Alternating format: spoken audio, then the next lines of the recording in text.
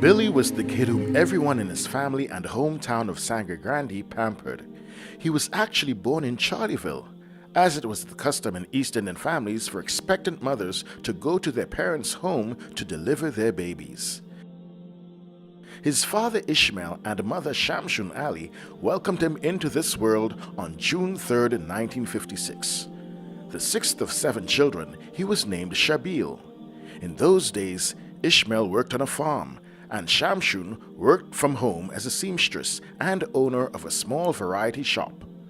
Growing up in the diverse village of Sangre Grande, Billy, as he was fondly called, enjoyed helping around the home, tending to the kitchen garden and the chickens. Being very good with his hands, the resourceful Billy built his own bicycle from used parts. He also enjoyed sports, especially cricket, but one of his favorite pastimes was to get lost in the world of cinema on Saturday afternoons. Do you remember anything about Dad's childhood? Well, from what we've heard from our aunts and uncles, they were a very close-knit family, and they all had responsibilities around the house as expected. But they also loved, Dad loved his sports, his cricket, his football, marble pitch. And we know about his love for, cycling. He loved his bicycles and so on. And he would be back and forth between Sangre Grande and Charleville. As I heard, he attended Charleville Astra Primary School. During the week, he would stay with the grandparents. And on weekends, he would go back home, which would have been in Sangre Grande at the time. So after primary school in Charleville, he did go back to live in Sangre Grande, where he attended Northeastern College for his secondary school education. And in Sangre Grande was where he met Imam Noor, who was the Imam of the Sangre Grande Masjid in the 1960s. And they became very close at such a young age as well. How I get in connection with Mufti Shabil's family is, Mufti Shabil used to come as a little boy to my maktab. And long ago, I don't know if it's still happening now, but Mufti Shabil parents will keep a little reading every Thursday night. So that's how I was very acquainted with them, by going by them and reading and sitting down and having dinner and different things. So we get very attached early o'clock. I'm starting to get a sense of what life would have been back then in Sangre Grande. Well, it's interesting. I always like to hear what it's like growing up, even Dad's experience growing up in Sangre Grande as well. Well, it's about probably half mile from his house to the masjid. So riding bicycle was probably a hobby he had. Because not only that, he used to ride to go all Tamana, which is about 7 miles from here, and ride to other parts of the country, because they didn't have much vehicle at the time. And even today, we have people who like riding, and he had one of those who like riding.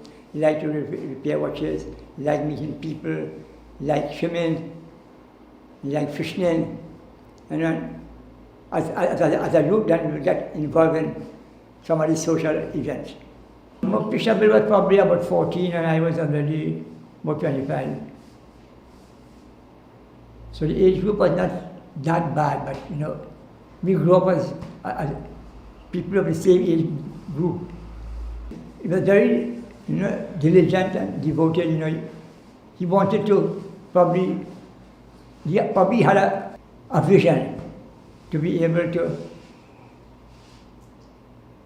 to cope, and to want to know more than I had already learned.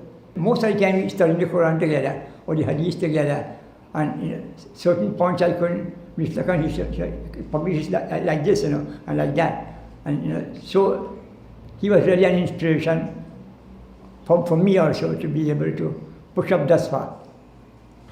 As you know, Dad spent a lot of time outdoors. He always loved outdoor activities, and I guess that's where we got it from. You know, the cycling, and I picked up the motorcycling, and you grew up riding a lot of bikes and all that too. So he had a love for the outdoors, for sure. He always thought balance was important in every aspect of life. And Dad was like any typical youngster. But I wonder what, growing up in Sandigrani and going to Maktab was like back then. Maktab classes and they were sitting on a bench, holding a book in your hand. And we had boys and girls together. And Mufti Shabil was one of the A students, for want of a better word. He always excelled in the other children. And he keep pushing me, to be able to be a little more vigilant in my studies and trying to know what I didn't know. And probably because of this, I have learned so much. In 1970, the Tablighi Jamaat, an Islamic missionary movement, visited Trinidad from Gujarat, India. During their visit, they spent some time at the Sangre Grande Masjid, where they piqued the interest of the teenaged Shabil. So according to one of the stories I heard, Dad and I think two of his friends were passing by the masjid, the mosque, and I think the mosque was open, and they looked inside the window. Those days the masjid used to be mainly opened only for the Friday prayer, the Jummah Salat. Yes, and apparently he saw men sitting in a circle dressed in all white Muslim garb, and one was reading from a book. Abdul Hafiz Mania, who led the group, is reported to have said that the 14-year-old Shabil walked into the masjid to see what they were doing and was so intrigued that he made it a regular stop after school. Dad even spent his summer vacations with the Tabligh Jamaat moving about Trinidad and Tobago, and he would spend 40 days with the Jamaat. Yes, actually I think that's where he met Mawlana Abdul Salam, who was from Point Fortin. At that time he had just accepted Islam, and after he embraced Islam, they became, very close through the work of Tabligh Jamaat, of course. That was the beginning of our friendship, and I looked at him more as a teacher and as an elder because I was new to Islam, and so I looked at him with respect, more respect. But that's the beginning, that's when the friendship started then. He looked pure, I just saw purity in him. That program ended on a high note, as Maulana recalls. That culminated with the Jamaat from South Africa, 3 people, comprising of 3 people, Maulana Mangira Salim, Bashir Bai, and Ibrahim Padia. So it was an invitation. They were inviting us and encouraging us to go to India,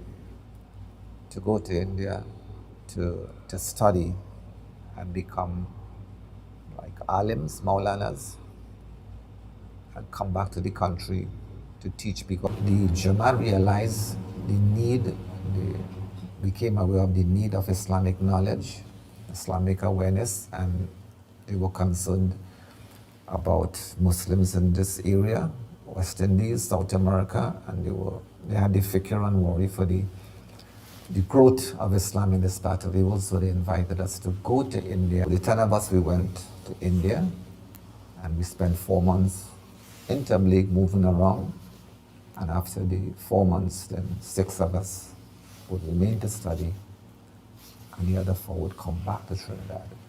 Yes, Maulana's recollection of that time reflects exactly how Dad felt, I'm sure.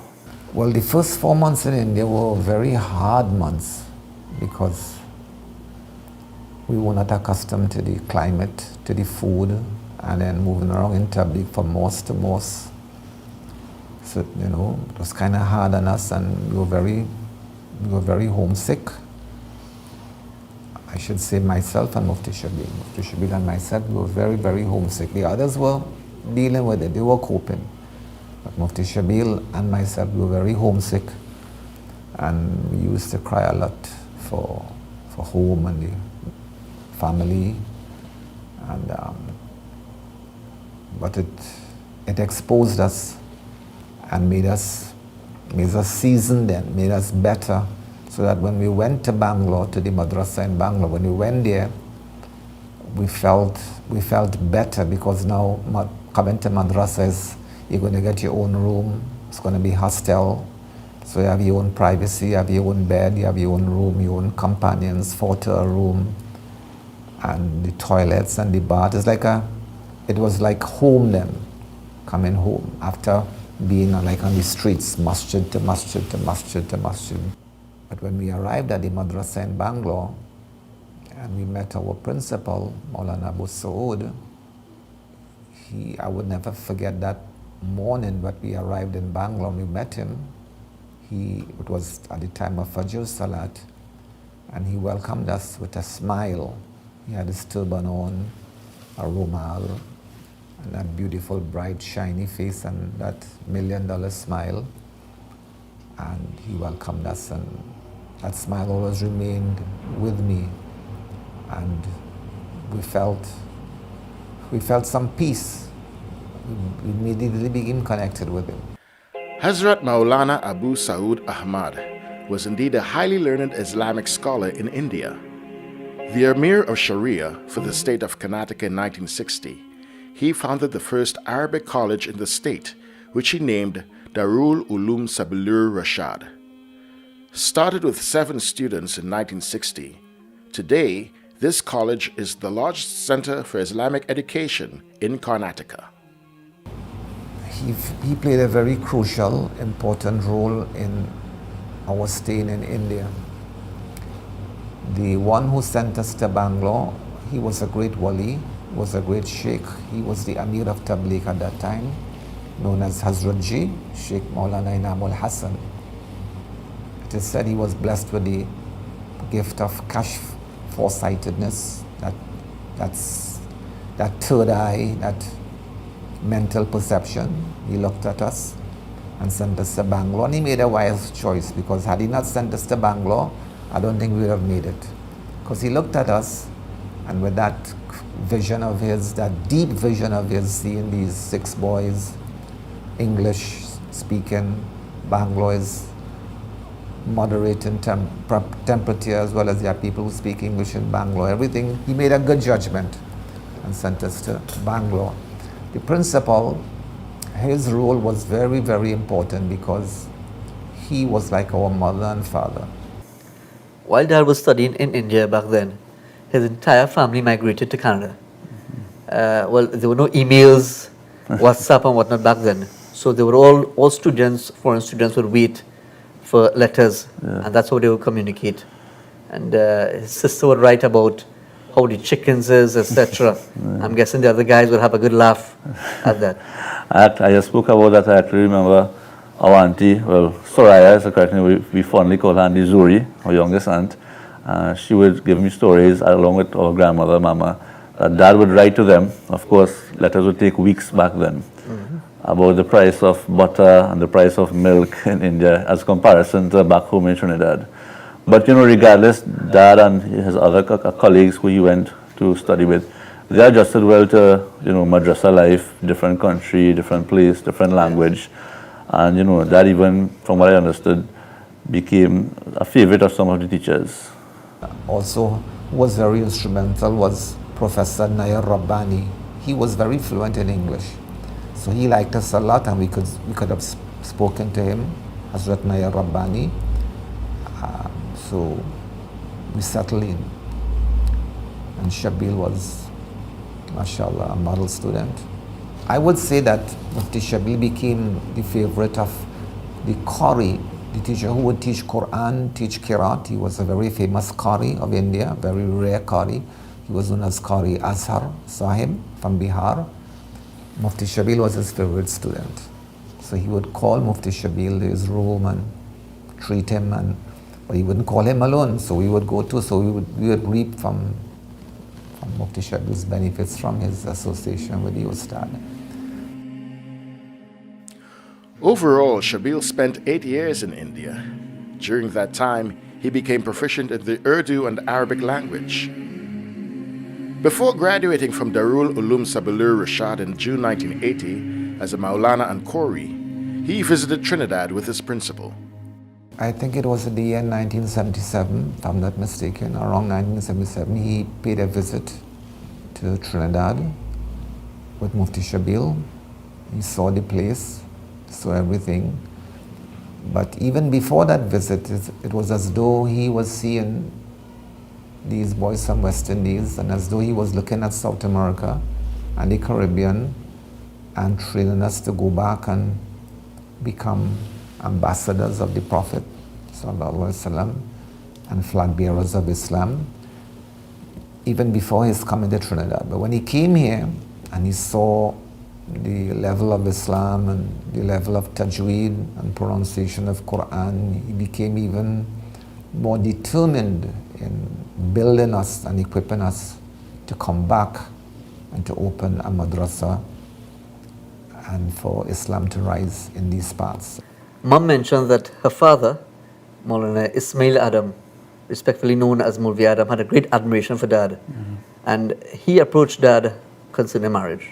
Yes, actually in 1978, Bari Hazrat had, who was like his principal, his mentor, a father figure.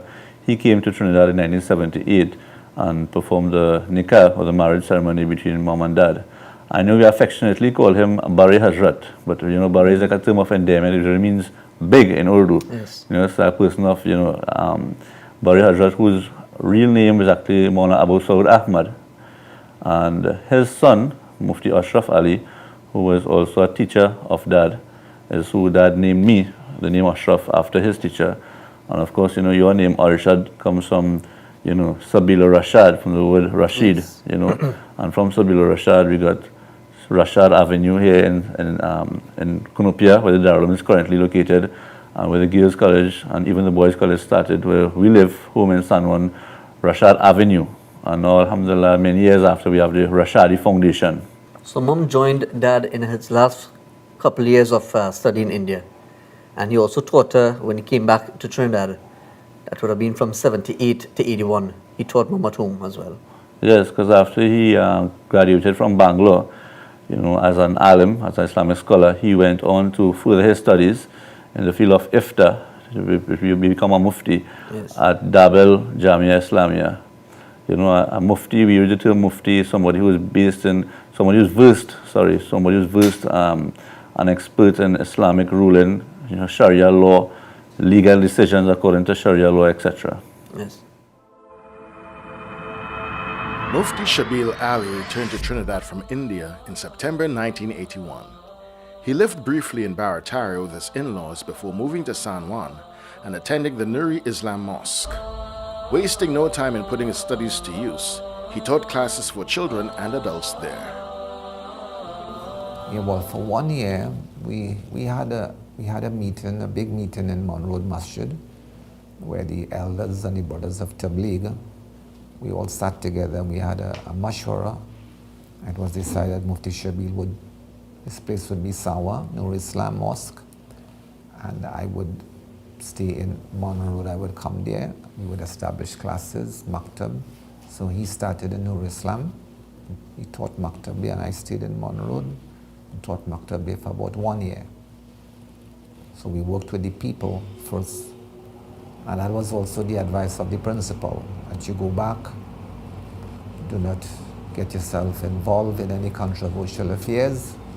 And our principal's message to Mufti Shabil and myself and to us was go back there and win the hearts of people. He had a class probably, I would say 5 or 7 days a week, I'm not sure to the amount, but I used to go every Tuesday for his classes in the mosque, in the Nuri Islam Mosque. A great experience, to probably to understand or to probably share. I am one of those persons, who always like, people to excel in me. And if I am responsible for you to be excelled on a high pedestal, I don't mind. I have no animosity for people who like be the teacher, and probably, they could come out to teach me. Not that it's their pleasure. He might have been a scholar, but he always admitted that I was his scholar, and he could not lead, especially pray, if I was present. He would join. He would probably give the lectures, give the classes, whatever have you. But he would never lead the person if I am present. When I question, I said, "Will you the Mufti?" He said, "No, you is my Ustad. So I have to respect you." despite you might not be reading correctly, but still, I feel an honor to let you lead the prayer and not me. Dad really cherished his relationship with Imam Noor, who was self-taught back then. I suppose that's why Dad was really well known, for he was one of the very few highly trained Islamic scholars back then. Yeah, but the stipend he received from teaching, the allowance or the income at that time would have been very minimal, So I guess, maybe because he needed another form of income, a little more to survive, he got into, a little part-time trade as a salesman. He would have learned from his brother-in-laws or uncles, Shabil and Farouk, and he sold, household items and some clothing, curtains and so on. He did that for a couple hours, a few days for the week, maybe has to have a little extra income and so on. After a couple of years doing sales and being a successful salesperson, Dad felt as though he was being sidetracked from his real commitment that he made to his principal in India to open a Darul Uloom right here in Trinidad. Yes, actually, that sales didn't last too long. I think the same year I was born, 1982, was the year he gave up that sales, studying on the streets and so on, because he wanted to focus more and at the same time, be totally independent and not under one of the Muslim organizations at the time. He wanted to teach, his own stuff as much as he wanted freely and so on. So that's more or less how the Darul Uloom started, the same year I was born. So that's why I keep track of my age, because every year with the annual Jalsa and graduation, it's the same age as me. So I think we just enter in 38 years now. Yes.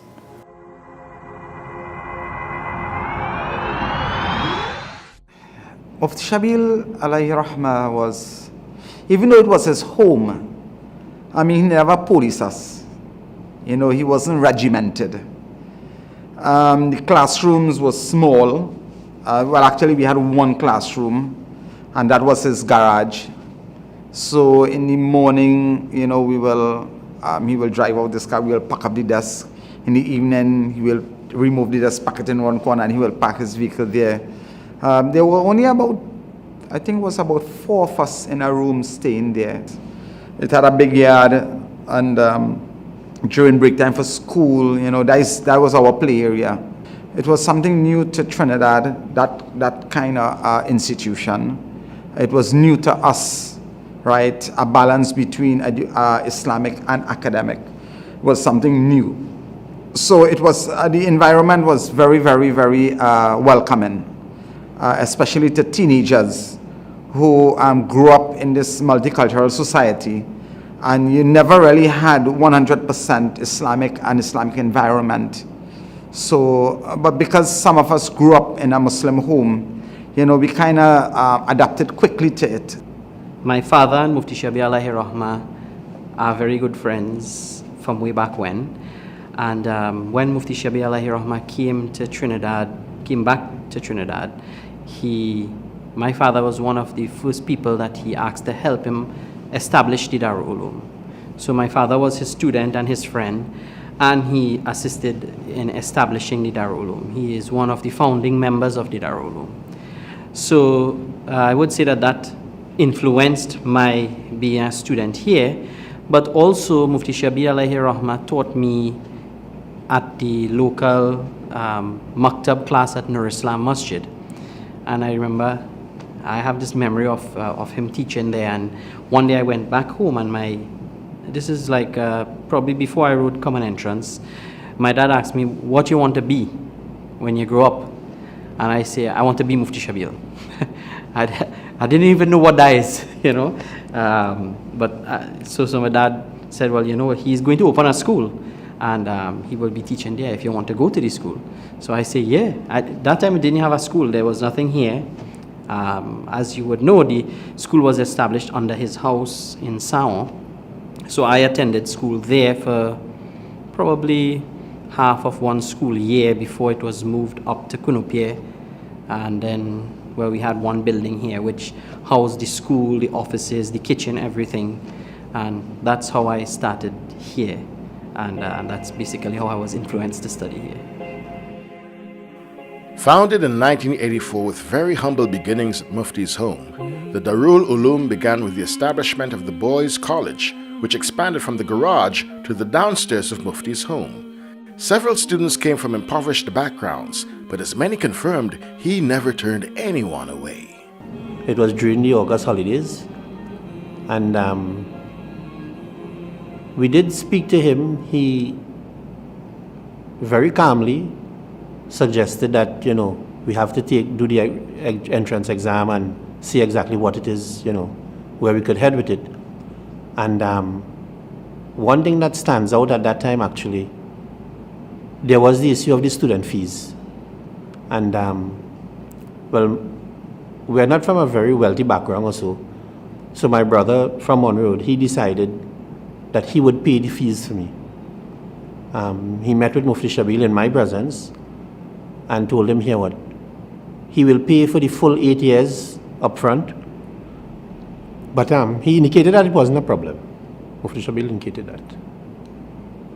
So he just paid for 1 year, and after that we paid it like term by term. In my opinion, he was trying to get people from across Trinidad, right? And it worked out in a way, because even at that time in my class there was one guy from Icacos, one from Sandy Grande, a couple from Central, and one from Sawa area as well. In 1986, through a generous donation of land in Cunupia, the Darul Uloom moved to a home of its own.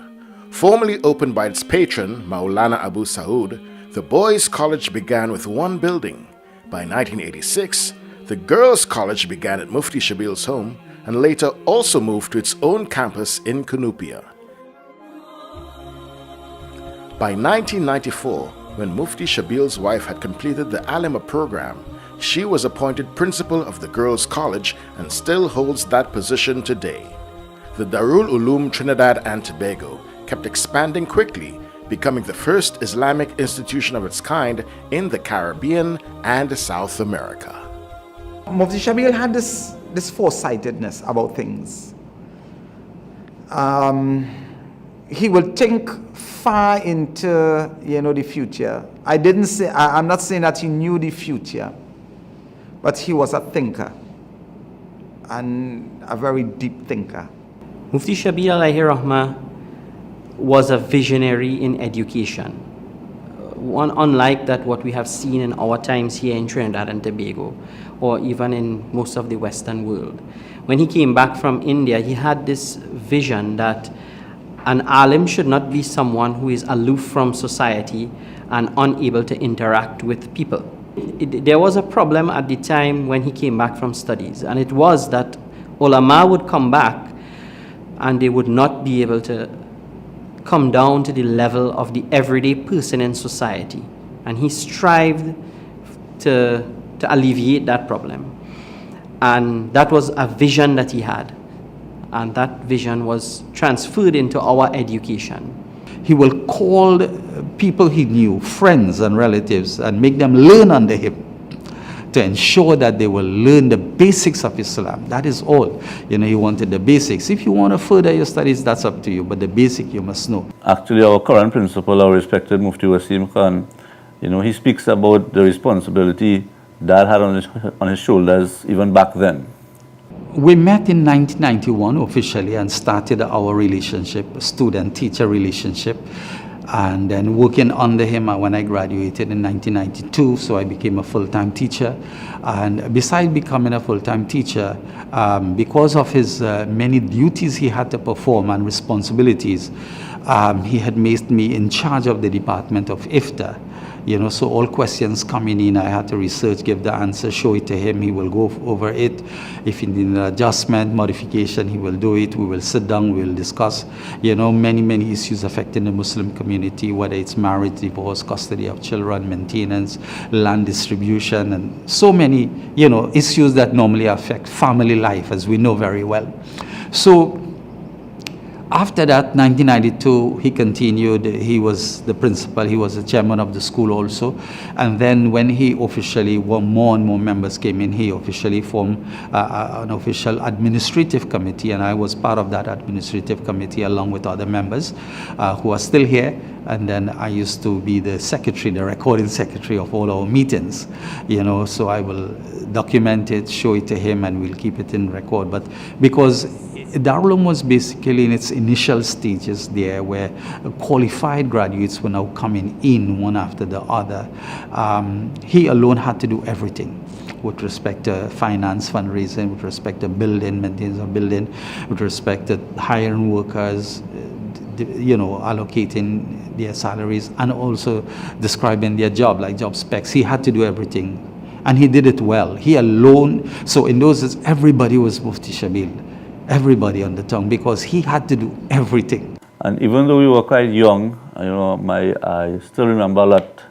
My memory, I can recall, although Dad was really busy with Darul Uloom because his inception, as Mom would say, Darul Uloom was like his baby, like a child as well. It never deprived. We were never deprived, of going to the beach. He always made time for family. I'm sure you will remember, every other weekend, Dad would take a drive down Charleville. He'd take us with him, and we would start on one side of the highway and finish on the other side, because he has family on both sides of the highway in Charleville. His aunts, his uncles, his cousins. He would go and look for everyone, old, young, everyone. So, we were really attached to the Charleville family growing up, because his siblings all lived in Canada. So he would go and visit his extended family, cousins, aunts, uncle, like I said. He was very much into sports as well, and I think that's where you got it, right? And ever since, I think you're the one who was all out, extreme. You go extreme in sports. And all the sports that I know, I could say thanks to you and Dad. I'm not much of a sports person, as you know. But even though throughout the different vacations, holidays, etc., as you just mentioned, Dad would make sure to take us around the country. Sometimes it would be very educational tours as well. The Pitch Lake, Pointe-à-Pierre, all these different places he would take us. Yeah, I remember by the age of 10 years old, 9 years old, I already knew how to get to Las Cuevas or Matura or Icacas or Toco, because we had already seen all the places of interest by such a young age. I mean, apart from all the fun and the games and the fun we would have going out, me and you could bear witness, we both know that will come after we finish our schoolwork, homework, we are blessed in a sense. We never went to lessons, any extra lessons for common entrance or whatever, but Mom and Dad always, would teach us lessons at home, and we both excelled in common entrance. We both passed for Hillview College, and I'm sure you can remember, if you didn't perform as required by Dad, you get a little scolding or what we would call a little licks back in the day, and then you might hear, okay, well, no beach tomorrow, or no drive until you understand this lesson or that lesson, both secular and Arabic and Islamic at the same time. Dad didn't leave room for failure. Definitely. Yeah, he was a perfectionist. He was an all-rounder. There was nothing like a plan B. Make plan A work, and I think I still have that in me. Always make things happen. I consider Mufti Sahib as a visionary leader, an all-round leader, in the sense that he had this vision of merging both the academic and the Islamic, which was something that was not really so much present in Islamic institutions. So it was something like first of its kind then, especially in the Western world. But he was holistic in the sense of development is not only with respect to education, but it gives the opportunity for students to show their ability in sports. He would play with us, and even in sports he would be talking and laughing and joking with us, and we appreciated that. We understood that he used to wear different hats. When he was a principal, you need to respect that. When he was given advice, he was like a mentor to us. We would respect that quality of him. And here, when it is that in the field with us playing football or playing cricket, he would play like, sometimes you'll see that the child part of him came into being then. Understand? Talking and laughing and joking, not in any disrespectful way or anything that would bring down the esteem that he has, but really, it displayed his all-round character. One thing we noticed with Mufti Shabil is that even though he was much older than us, He was always the first person on the cricket field, or the first person with the football.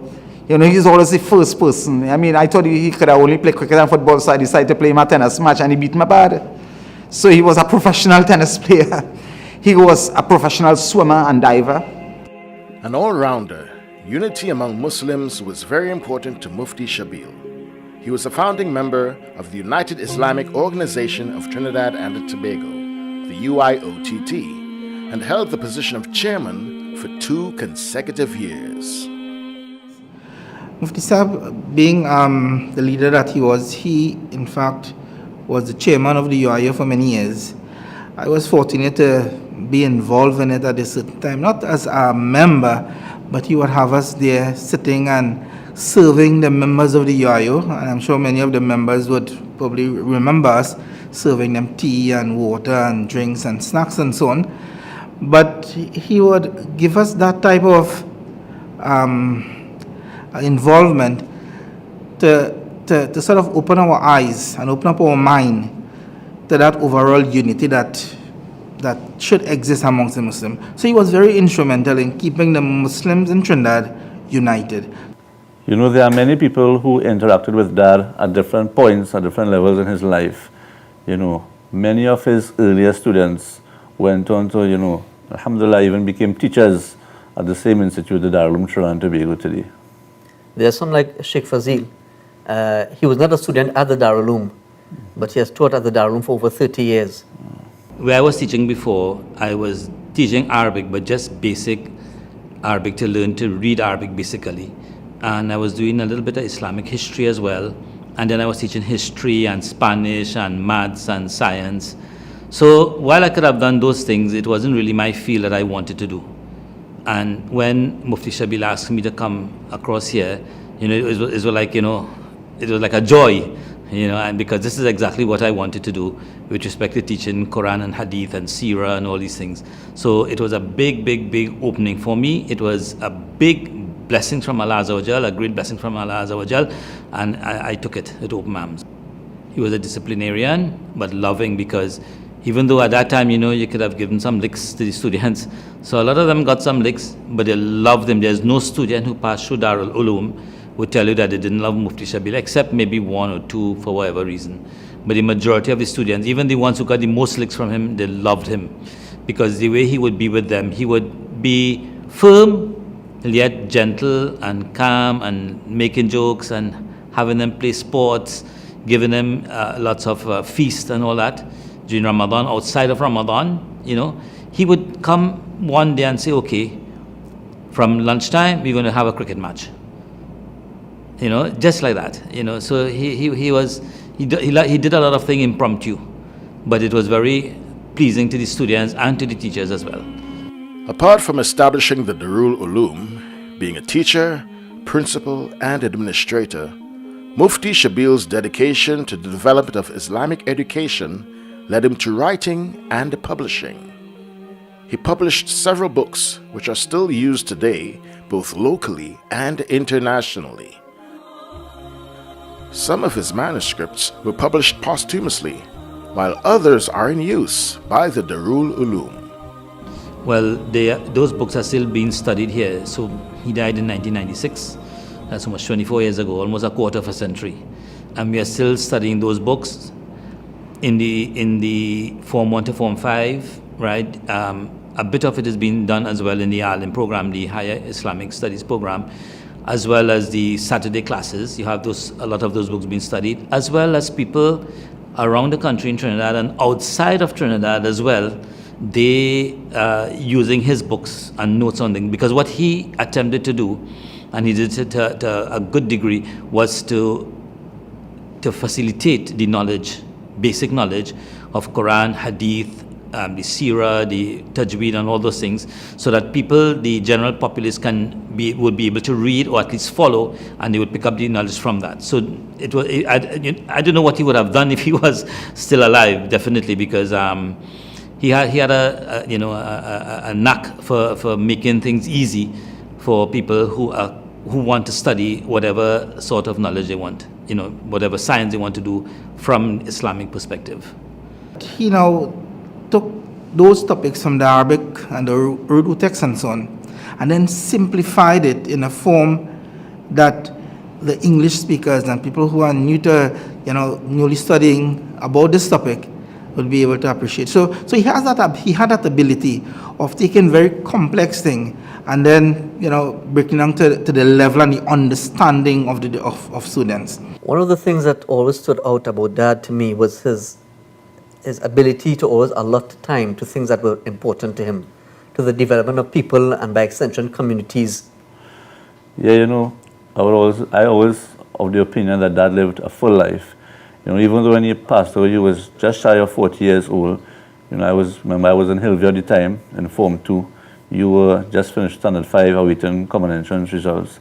But, it was a very tough time for both of us. It took many, many years to get adjusted, a lot of sadness mixed with depression, a lot of things to overcome at such a young age, But I am thankful, we both are thankful that when we look back on the memories we have with Dad, I always say he lived such a full life. Although 39 years old is relatively young to pass away, but we have memories of doing everything with Dad. Whether it's going to vacations, we made little trips to visit the family in Canada, Florida, Tobago. We go down the islands. He played cricket with us downstairs. Of course. Football. He would take us to see cricket in the Oval. I remember he loved his cricket. You would go and see test matches. One day he'd be driving and listening to his cricket on the radio. So I guess that's really where the whole sports, came from. Dad had been ailing for quite some time with cancer. And I remember it was in April of '96 when Dad passed. I was awaiting the common entrance results actually. His last words to us, I think you would also remember this, where he clearly mentioned it was just two things. Yeah. It seems so simple back then, but as I grow old, I understand that there are so much of a deeper meaning to it. He said, listen to mommy and become alims, which is like Islamic scholars. Islamic studies. Yes. I've never witnessed a janaza or been present in that type of situation where Mufti Shabil was. I was close to him in the sense that when he was ill, I used to actually take him to the doctor. Sometimes he would request for me to do those particular things and drive him out and bring him back and so on. And knowing that he was sick, it was kind of challenging, but to see him pass was one thing, and then to actually be there at the time when his time for his bathing and shrouding and so on, we were the students who actually took part in it, and that was phenomenal in the sense, and it was emotional as well. But also the janazah of that magnitude was tremendous as well. So we know Allah subhanahu wa ta'ala's acceptance of his work and his time on the face of it. So it was really blessed.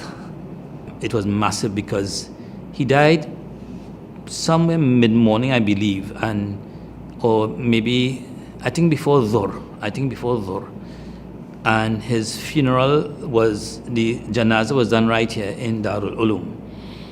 And it was done, I think, just at Maghrib time, because in the night we walked from here to the Monroe Road Cemetery, and there were no talks or anything like that, and a lot of people were crying. In fact, someone even fainted on the road walking, and he got a heart attack.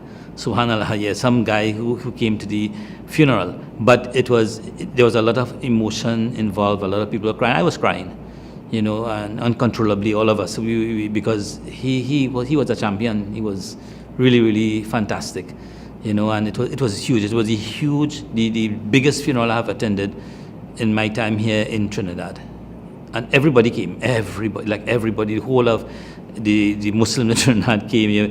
People came from all over the place, from Mayaro, from down south, because they were his students, and then they loved him, and people would donate to Darul Uloom. He was very, very popular, very popular. Yeah, definitely remember those two lasting words of advice for sure. I never forgot those words. And I think that was literally the night before he passed away. And after that, I continued in Hillview. And then I think somewhere around 1998 or 99, we both left Hillview. I was in Form 4, I think you were in Form 2. And we went to Darul Uloom. And I finished Form 4 and 5 in Darul Uloom. And then after, of course, I continued the Islamic Studies course, which is an Islamic degree, the Alim program, And I spent 5 years after finishing CXC and graduating in 2005 as with the Islamic degree. And you also? I myself completed at the Darul Uloom until Form 5. Right. And then I went on to do the Islamic Studies course, the Alim program. I did maybe about 1 or 2 years right here at the Darul Uloom. And then I went across to Pakistan, where I did about 3 years of studies across there. Right. And then I came back, and that's where I completed at the Darul Uloom. So I have been qualified at the Darul Uloom. Alhamdulillah. His legacy stretches beyond the walls of the Darul Uloom Trinidad and Tobago because of the way he trained his students. His students are out there doing whatever they can to serve the community of Trinidad and Tobago, as well as Grenada, Guyana, St. Vincent, St. Lucia, Barbados, America, Canada, England, and many others that I cannot remember. His vision is also being portrayed in those places from his students who are starting up and bringing about new ideas in education and leadership in their communities. Rashadi Foundation was established to build Muslim communities, to strengthen communities, especially in those less unfortunate areas. We started a masjid in Madras, which we named after Mufti Shabil, alayhi rahmah. And from there, we used it as our base. Then we went to Tobago because he had a concern for Tobago. He knew there was absolutely no Islam in Tobago, and he always thought about how it is we could get this Islam spread in Tobago. We went to Kumana village, which is the middle. I don't know if you know Tobago, the middle of the whole road from Mathura to Matlat. So we went there in probably about 4 years ago, and we established a masjid there. We probably have about 120 Muslims now. When we went to Tobago, there's no Muslims. So there's an established masjid with 5 days maktab. It's a poor community, so the main aim is the children. So one of our main things there is that we'll go to the children's school, we'll interact with the principal and the teachers, and we'll go to the sports day, and we take the responsibility, whole responsibility in school to make sure they go to school, make sure they have spending money in school. We'll take them from school, we'll bring them to the masjid, they'll have a snack, we'll teach them the maktab Islamic, we'll do out all their homework, we'll give them dinner, and then we drop them home. The Rashadi Foundation, I would say, is a great legacy of Mufti Shabil. The reason being is because Mufti Shabil alayhi rahmah established the Darul Uloom with a vision, creating ambassadors to go out there and preach and preserve Islam. So when the Darul Uloom would have produced alims and shuyukh and mashaykh and scholars and imams, the opportunity for them now is to go out and to preach and to encourage this knowledge that they have been blessed with. So they would go out to communities now, and the Rashadi Foundation, we try to work hand in hand in giving the support to the ulama and the scholars, that when they would go to communities, that we would be that means of support for them, to give them that extra hand, to support them in any aspect of it. So the Rashadi Foundation, not knowing Mufti Shabil personally, but from all of the inspirational things I've heard from him, I feel like I work directly under him with respect to all of the work that we do. At the back of our foundation, the activities that we are involved in basically would be those activities that are surrounding the social aspect of the community. One of them being visiting the old people in our communities and assisting in their home repairs, need repair, preparing their yard, looking at their yards, sometimes some medication that some of them would need, we look after that. We also do food and hamper drives to the community, those poor people in the community that need that help, families, we provide that for them. We also look at zakat distribution as well to communities that in the area that needs that type of help, from books to the children, uniforms. We look at food itself. We look at other areas that they may need some little thing in their business help-wise. We try to fix all these little things to help them go forward. And we also look at going to the hospital. That's the next project we have, visiting the hospital once a month.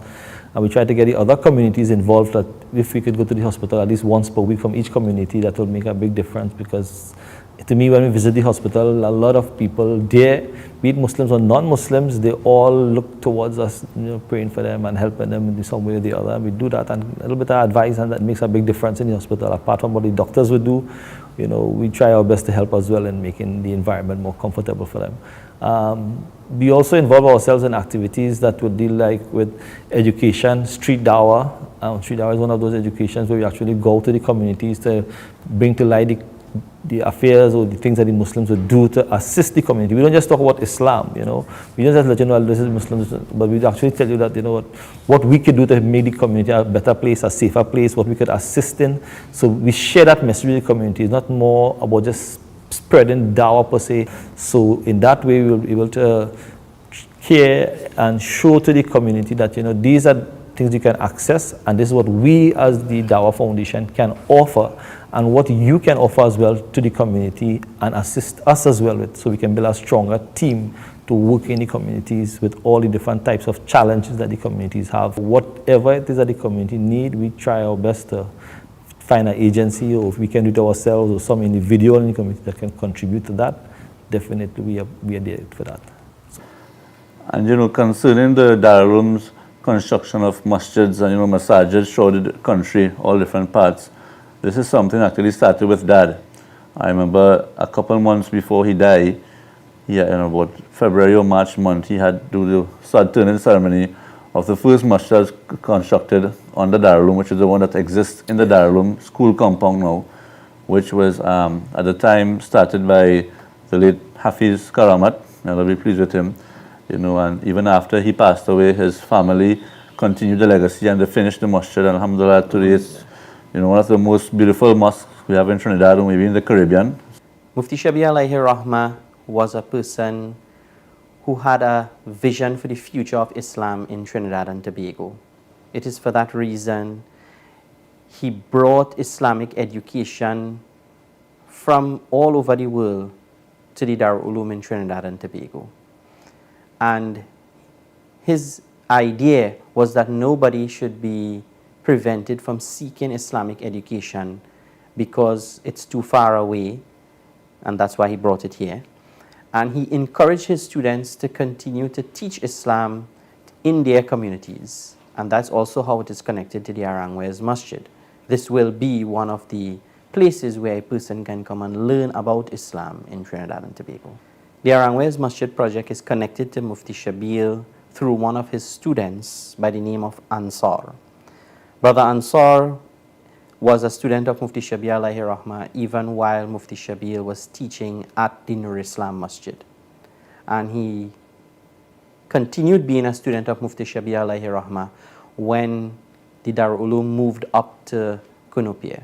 Brother Ansar saw a need in the Nur Islam area, in the Sawan area. Because of the expansion of the Muslim community, he saw a need for a new masjid in a different area, but very close by, which is in Arangwes.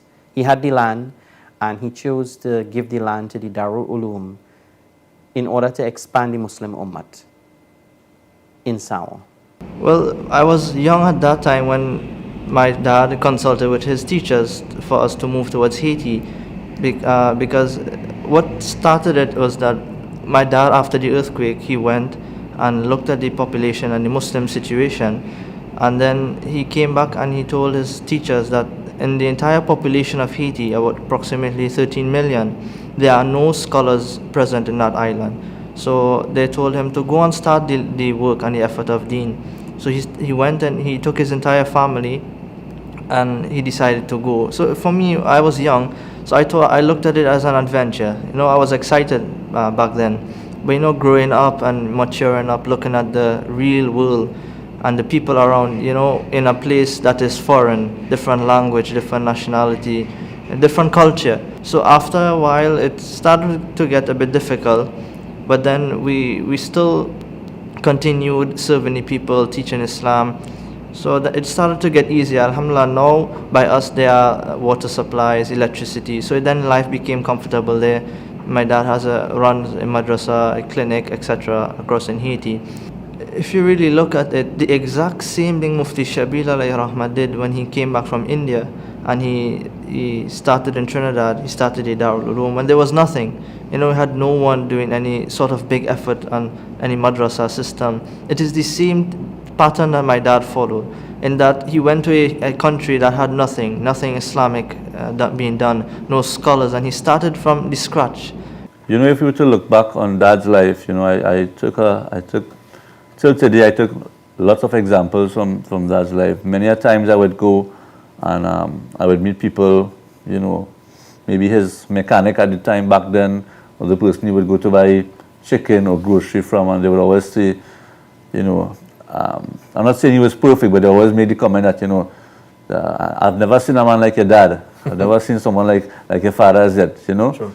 He would, how straight he would do business, how proper he would, I always know he has taught his students, because they told me that he would never use, his Islamic knowledge, or his going out to study, or all his sacrifice he made to study Islam for, trade it for any worldly benefits, not because he was the first, the first Mufti in Trinidad and Tobago, people tell me till today that, try to give him a discount. He said, no, charge me a normal price. I don't want a discount, I don't want to owe you, it's not coming back by you again, and, I never knew him to be a person, he didn't really have time for much as he enjoyed sports and hobbies and things. I know his life was a Darul Uloom.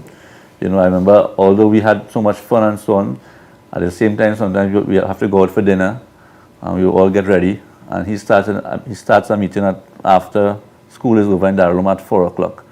We expect him to be home around 5, half 5, and sometimes, those people from the Islamic Development Bank, and we had people visiting from different countries, and when he had guests, sometimes meetings would take 5, 6 hours. We had to cancel dinner and things, and Darul Uloom was always his priority.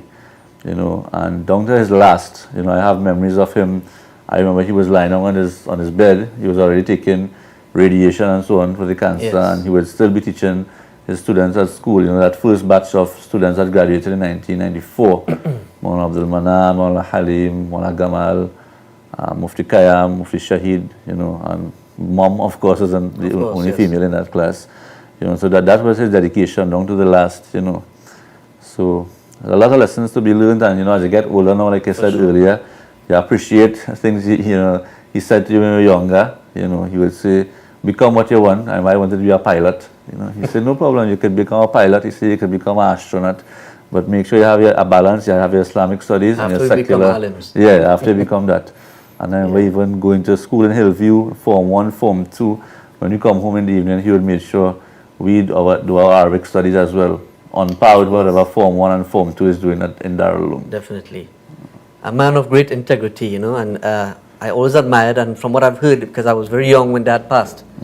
So, from his students like Mufti Abdul Rahman and those others, I know one thing that you heard that was constant was that his work ethic and his tenacity, dedication to the Darul Uloom and to Islam on the whole was very amazing. Definitely. If I could be half the person Daddy was satisfied with that. Satisfied.